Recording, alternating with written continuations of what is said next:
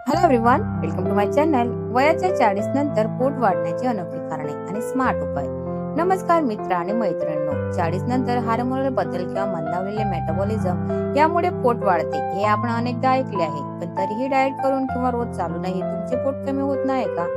कारण यामागे अशी काही छुपी कारणे आहेत ज्यांच्याकडे आपले सहसा लक्ष जात नाही.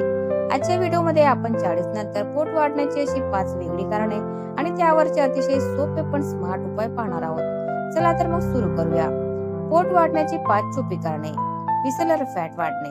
40 नंतर पोटावर दिसणारी चरबी ही फक्त त्वचेखाली नसून ती आतड्यांभोवती आणि यकृताभोवती साठणारी विसलर फॅट असते. ही चरबी सहजासहजी कमी होत नाही आणि पोटाला कडक व बाहेर फुगलेला आकार देते. नंबर 2. Insulin resistance. वयानुसार शरीर इन्सुलिनचा योग्य वापर करू शकत नाही. आपण जेव्हा थोडे जरी गोड किंवा भात खातो तेव्हा शरीर त्या कॅलरीजची ऊर्जा बनवण्याऐवजी थेट पोटावर फॅट म्हणून साठवून ठेवते. नंबर 3. आतड्यांमधील बॅक्टेरियाचे संतुलन बिघडणे. वय वाढते तसे आपल्या पचन संस्थेतील गुड बॅक्टेरिया कमी होतात. पचन नीट न झाल्यामुळे पोटात सतत गॅस, फुगीरपणा राहतो. त्यामुळे वजन नसतानाही पोट खूप मोठे दिसते.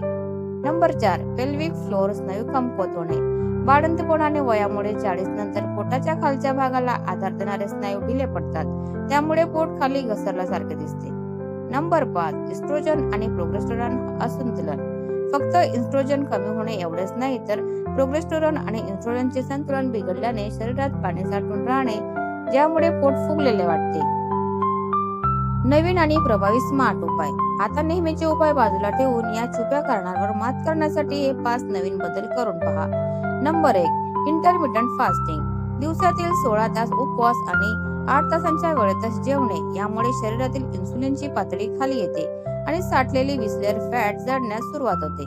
नंबर 2. प्रोटीन आणि फायबर सोबत प्रोबायोटिक्स घ्या.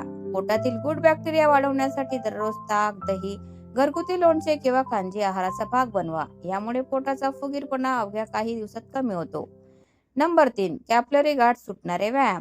फक्त नेहमीचे चालणे सोडून किगेल एक्सरसाइज आणि फ्लॅक्स करा. यामुळे पोटातील आतील ढिले पडलेले स्नायू टाईट होतात आणि पोट आत खेचले जाते. नंबर 4. जेवणानंतर 10 मिनिटांची वॉक. दुपारच्या आणि रात्रीच्या जेवणानंतर लगेच बसून न राहता फक्त 10 मिनिटे हळूहळू चाला. यामुळे रक्तातील साखरेची पातळी वाढत नाही आणि अन्न चरबीमध्ये बदलत नाही. नंबर 5. हर्बल टी आणि हर्बचा वापर. सकाळी किंवा संध्याकाळी जिरे, ओवा, दालचिनीचे उकडलेले पाणी किंवा ग्रीन टी प्या. हे शरीरातील साठलेले अतिरिक्त पाणी बाहेर काढण्यास मदत करते. तर मित्रांनो, 40 नंतर शरीर बदलते, म्हणूनच आपल्या आरोग्याकडे पाहण्याचा दृष्टिकोनही बदलायला हवा. जुन्याच पद्धती वापरण्याऐवजी या नवीन टिप्स नक्की ट्राय करून पहा. यातील तुम्हाला कोणती टिप्स सगळ्यात जास्त आवडली ते मला कमेंट करून नक्की सांगा. व्हिडिओ आवडला असेल तर लाईक आणि शेअर करा आणि अशाच नवनवीन माहितीसाठी चॅनलला सबस्क्राईब करायला विसरू नका. पुन्हा भेटूया पुढच्या व्हिडिओमध्ये. धन्यवाद. Thanks for watching.